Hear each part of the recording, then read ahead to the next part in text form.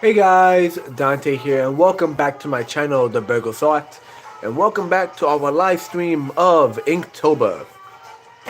Today, on Inktober the 18th, nope, correction, Inktober the 19th, our prompt is Scorched, as in fiery, burnt, scorched. I'm just gonna wait a little bit, just to see who joins the chat, joins the video, and then we'll jump right into an idea I have.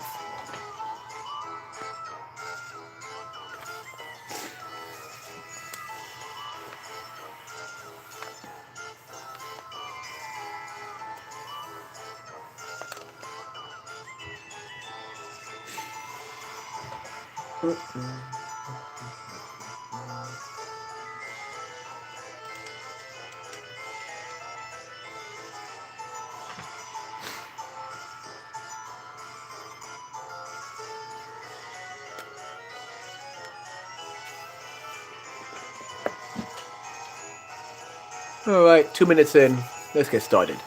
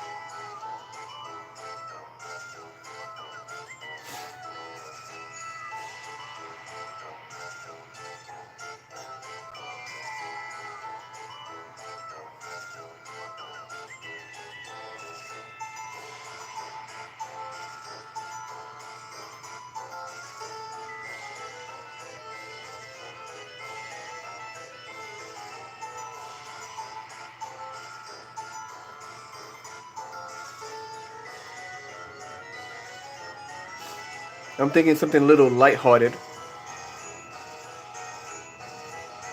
So, no blood, no gore, just a bit of a surprised looked individual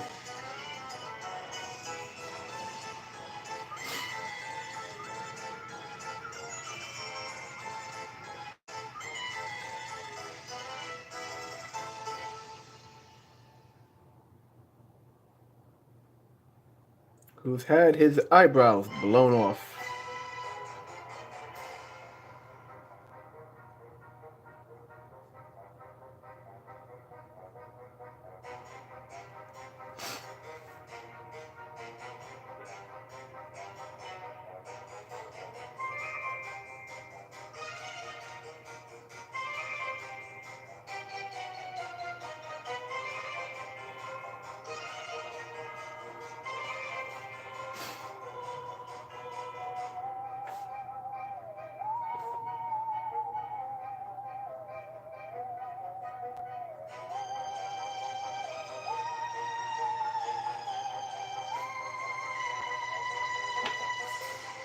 I finally found some good free Halloweeny themed music. Cause now, even though I'm talking over the music when I draw, I still got a copyright claim for the song Spooky Skeletons. You know, spooky, spooky skeletons. So yeah, that was no fun. Nothing bad, just a little warning that says be careful.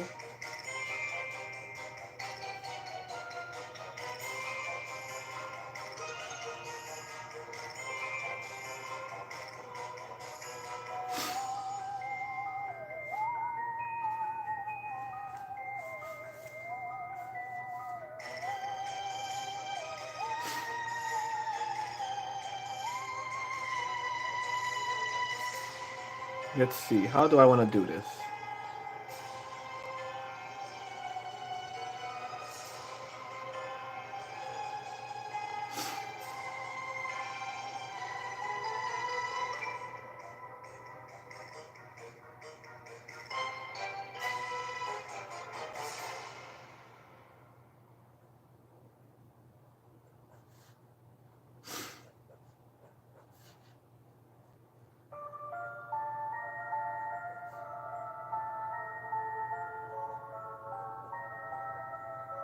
He has his tie. He has one flipped up uh, collar. And as for his tie, it's a little scorched up.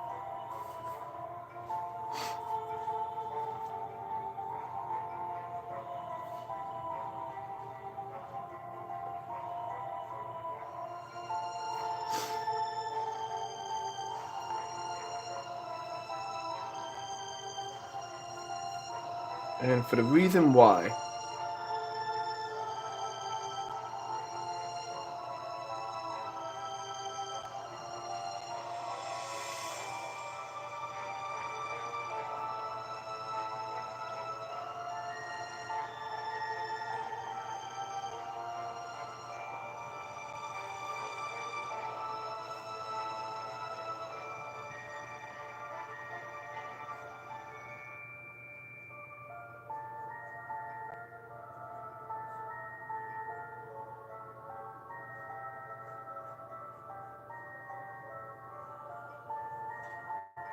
ah, hands, how I hate them so.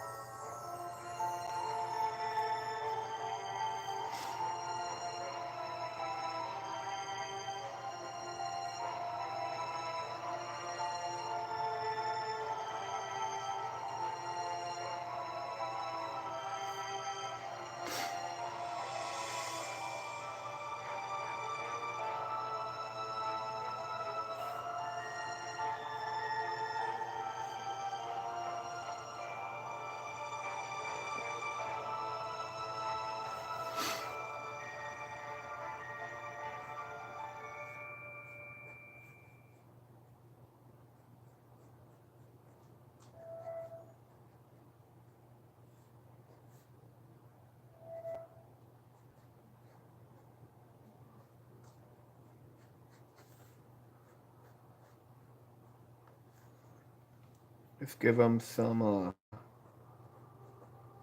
rolled up sleeves.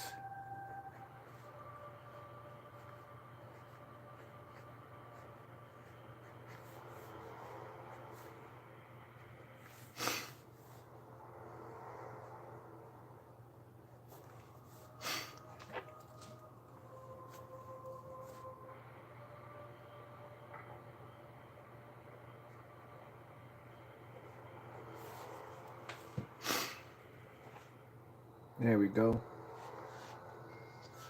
This is coming along okay for now.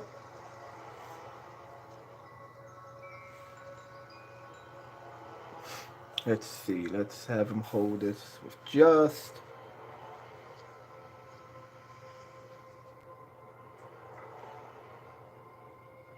He's holding this one with just the very edge of his finger.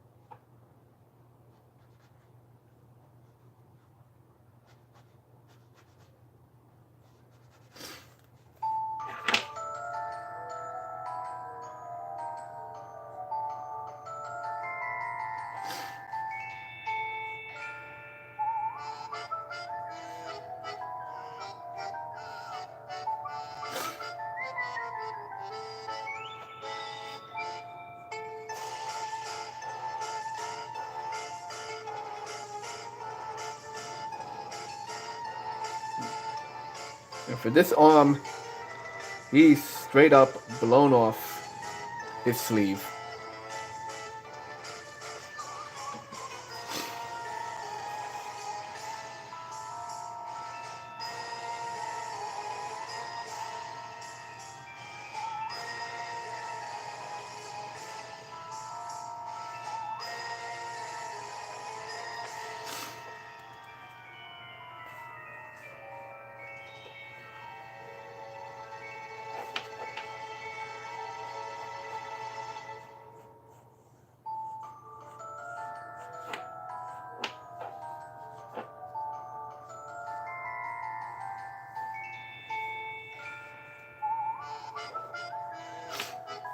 put a wall behind him because he's gonna have um, scorch marks behind him as well.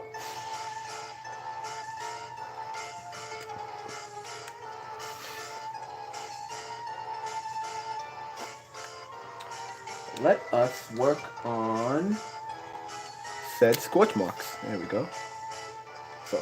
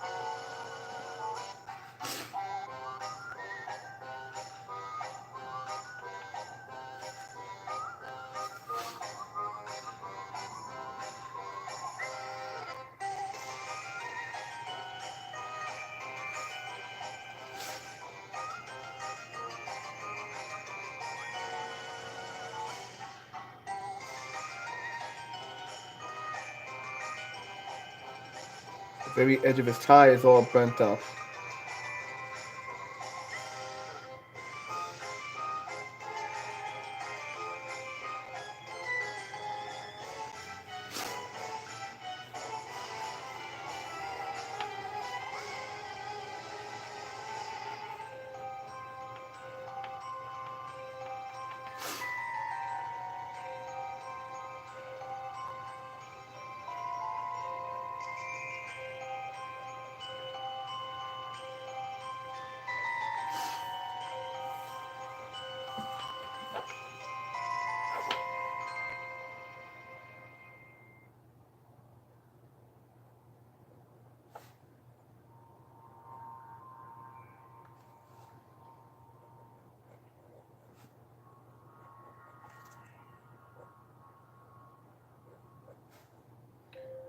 Just going over some lines, making it a little bit darker so it stands out a bit more.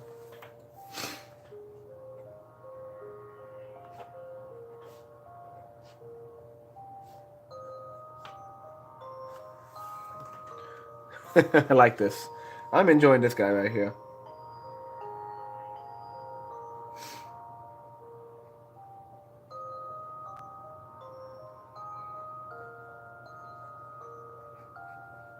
The real trick is defining the scorch marks separate from shading marks. So I'm going to keep shading very minimum and just instead bring out the just the line work, just thicken up the line work a little bit.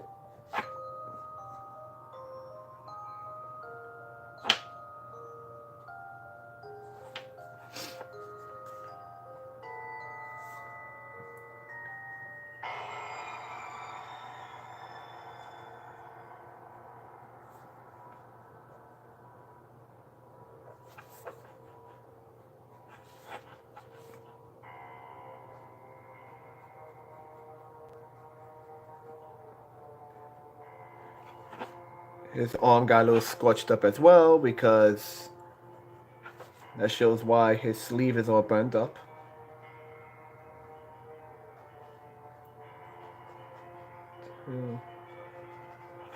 Once again, not my best work on the hands, but that's that. Let's get that hair.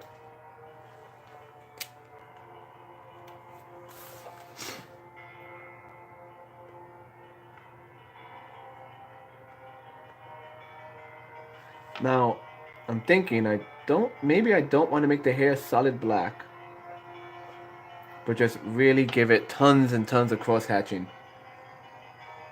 That way, maybe he had like white hair, like Doc Brown, and it just got blown out because of the explosion.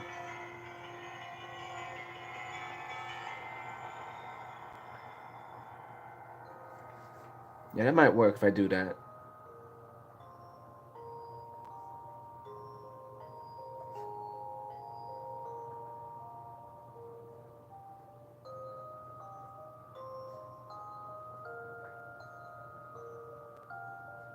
Okay, let's see what we got.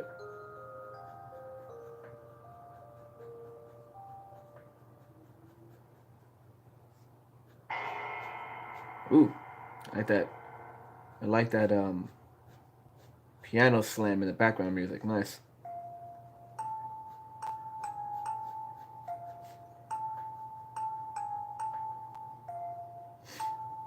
I'm thinking make it a little darker just on the edges, the very tips.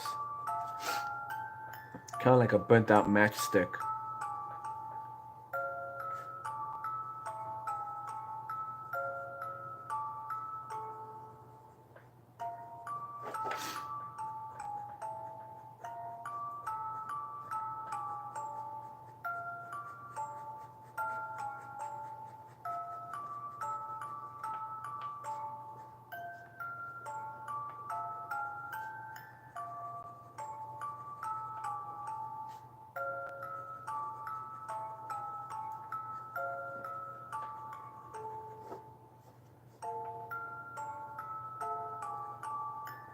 And a little darkness, just random frizzy parts in the hair.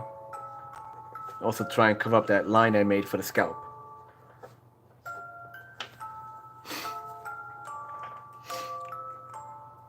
Oh, need to punch up the vials he has.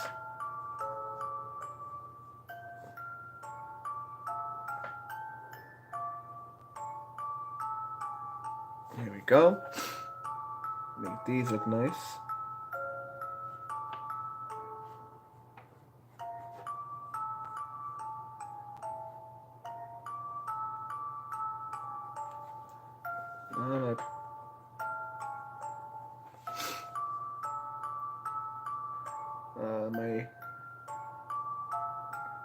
My .08 isn't doing so well.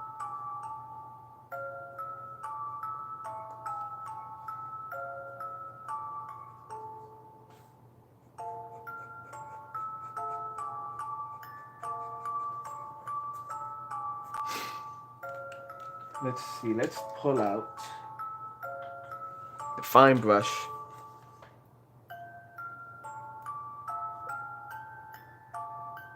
For the smolder. That Flynn Rider smolder.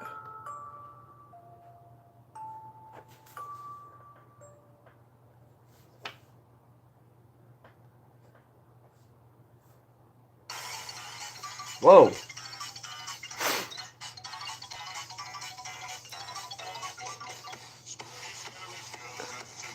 Ah, it's a remix. So hopefully, because it's a remix and therefore not the original,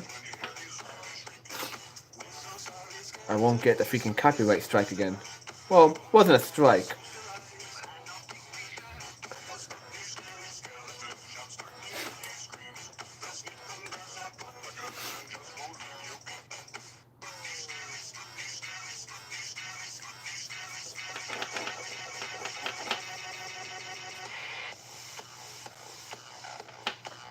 Oh god, it's dubstep. Run for your lives.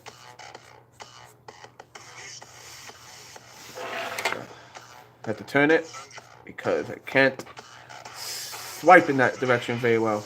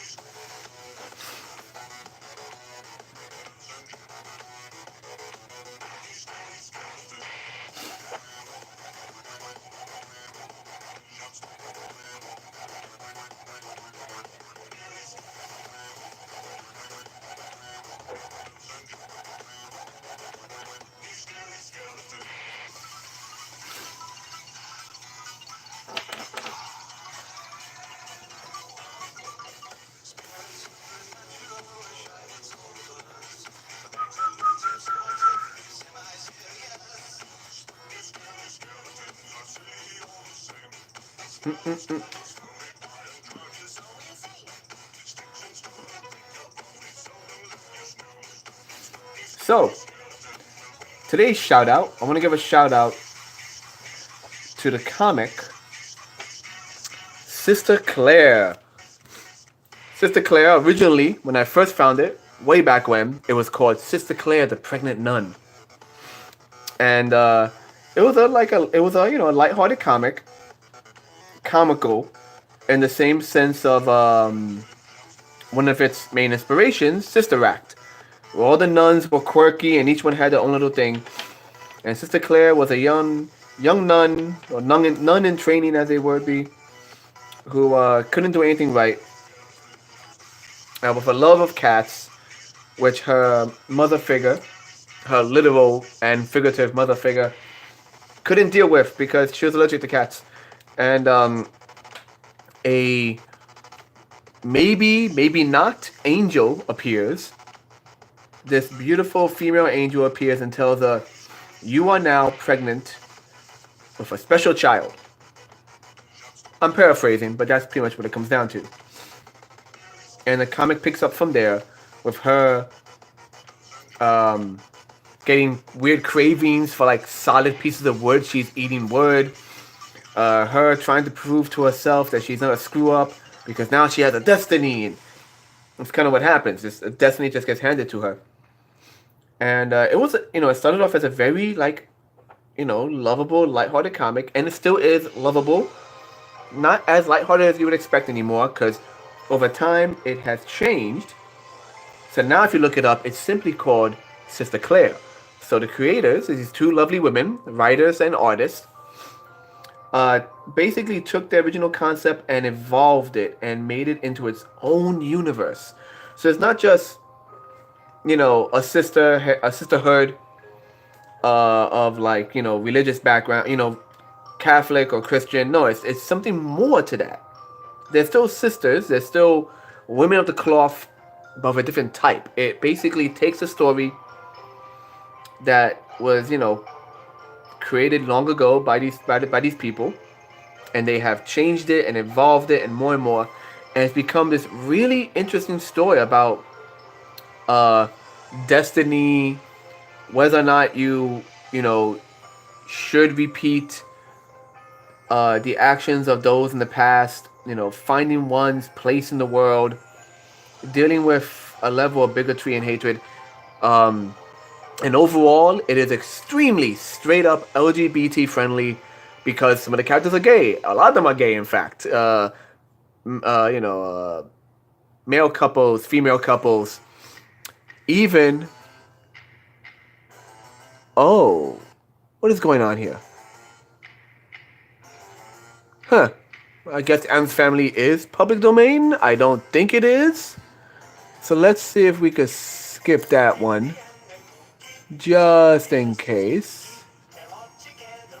Because I don't trust that. But yeah, LGBT friendly. There's male couples, female couples, unorthodox families. Or they'll have like two mothers and a father, two fathers and a mother.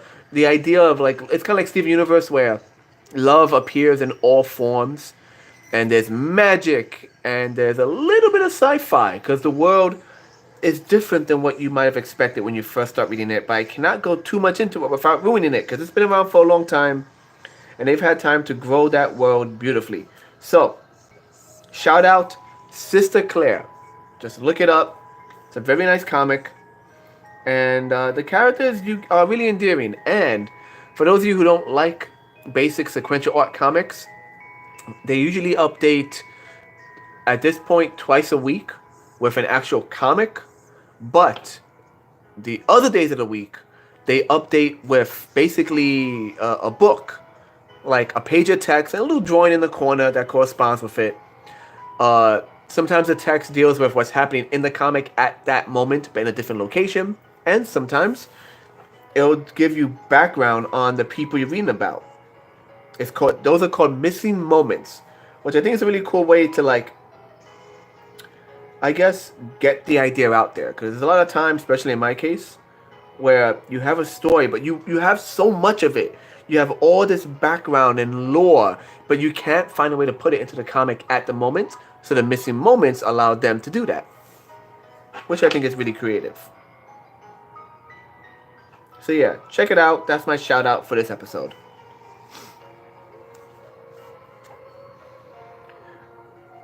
I'm getting a weird kind of young Beekman's world kind of feel from this. And this Beekman before he found his real place in the world.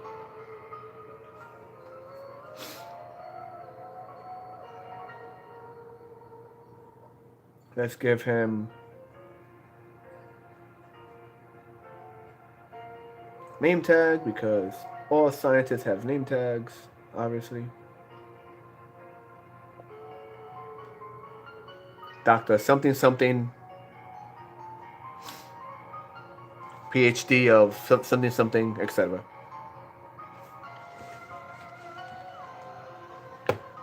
And I think we're done. About 30 minutes in, and we are done, and I am liking this guy. I think he has lots of character. I really like this guy.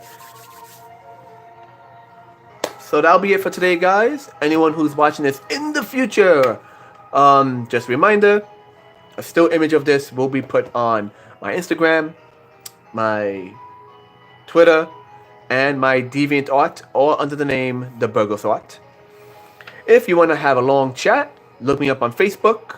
I will be updating that shortly, because it needs an update. And aside from that, guys, once again, I am Dante. Like, favorite, share, subscribe, and all that good stuff. And I'll see you in the future. Later.